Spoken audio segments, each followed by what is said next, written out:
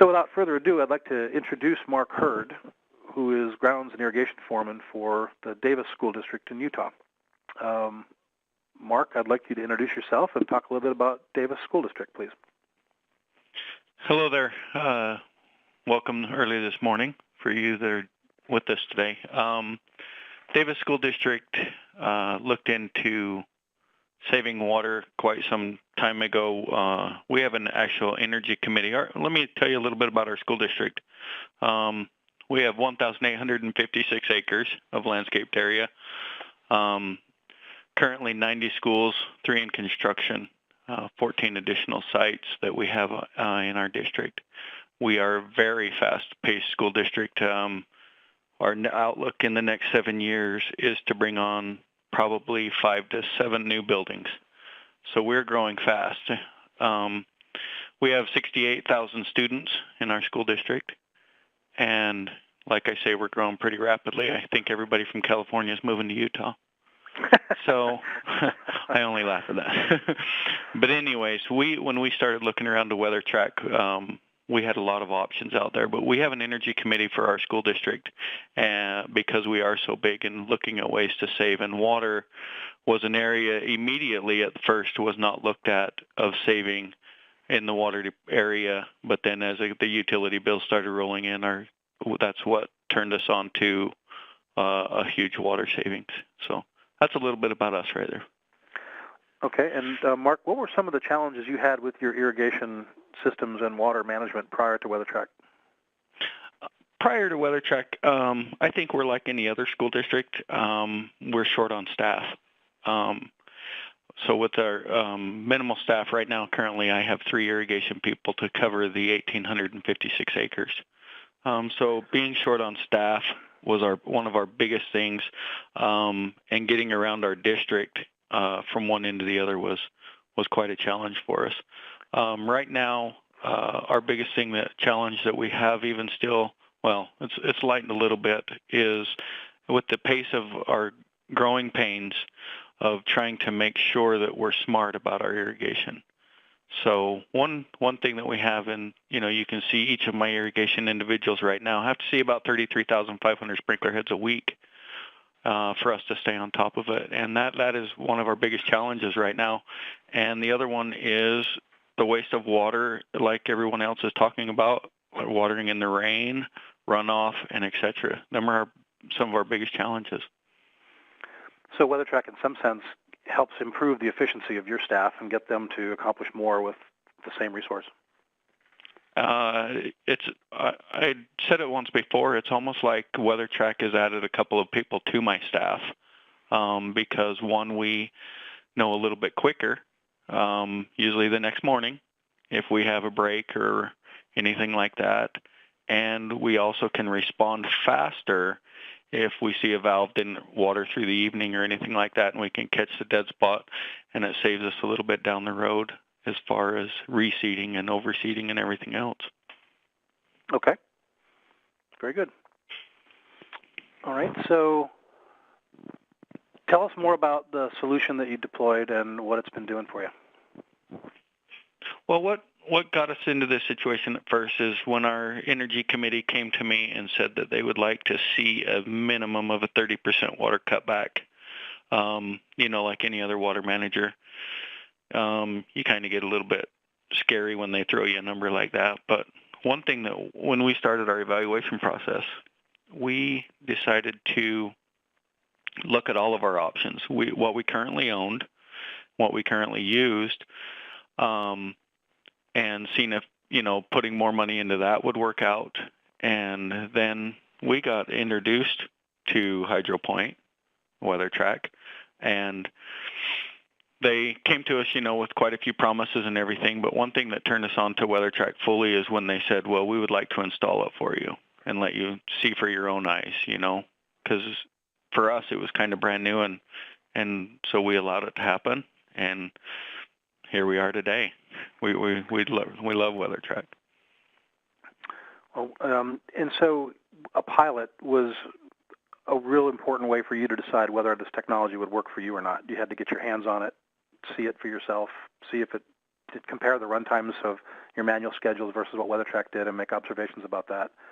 How long did it really take you when you started evaluating it to make that decision that it was going to work for you? Well, our payback time was quick. I'm going to say we actually had from our original payback and what it would have cost us, we had an ROI, our return on our investment, which it wasn't our investment. You guys are the ones that made it for us. But we saved all of our expense on that controller in the first 60 days. Wow. Okay. What were some of the users' reactions to the technology? Because they were accustomed to going to a timer and making changes manually. What was their learning curve like? Their learning curve sometimes is a little bit harder and a little bit longer and a lot of education. For where we have it installed now on a lot of our schools, they know that the ultimate control is ours. The thing that's nice about WeatherTrack is they can still control their irrigation controller if they want to, but they realize that, obviously we're keeping track of it and we're seeing what they're doing.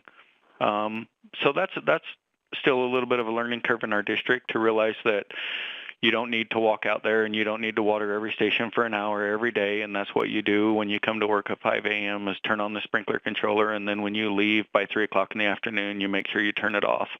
Right. That's a challenge in our district that we're learning very quickly that they can't do that. So prior to the installation of WeatherTrack, how were you doing wet checks or kind of looking for irrigation waste? Were you manually and deliberately turning things on, or were you simply responding to, complaints, or were you, how were you managing that? I always laughed back in the old days, and they believed that I used to tell people that we wore our fireman boots and we were waiting to go put out the fire, and that we waited for the call to come in, and then we jumped in our trucks and ran.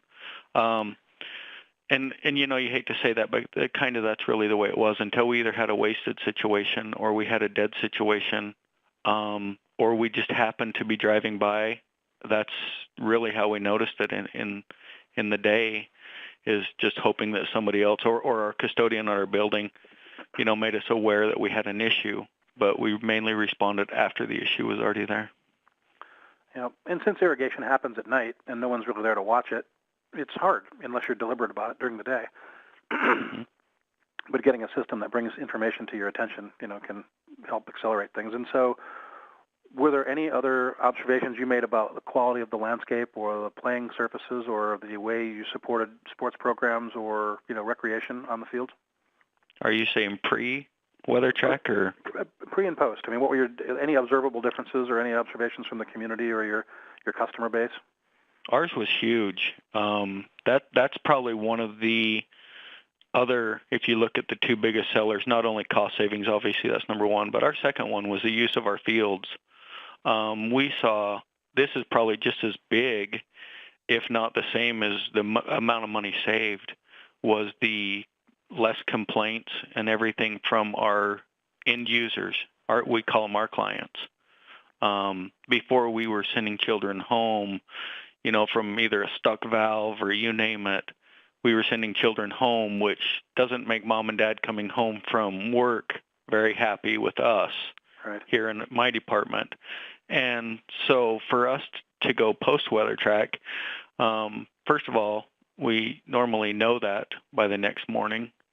Two, if we have an overflow or anything, obviously, if you have all the components, your master valve and that, it's going to shut it down before we get to that point. So one thing that we're noticing is our landscapes are beautiful. I'm not going to brag, but I am going to. We still have problems? Yeah.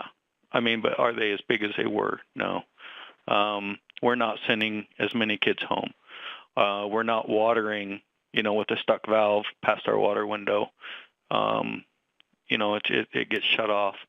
And the nice part about it is depending on your system, it's either by hydro point or we catch it faster, if I can say that. Yeah. Another thing that you've noted before to us is that it reduced the number of maintenance visits. And so what does that mean to you and the school district?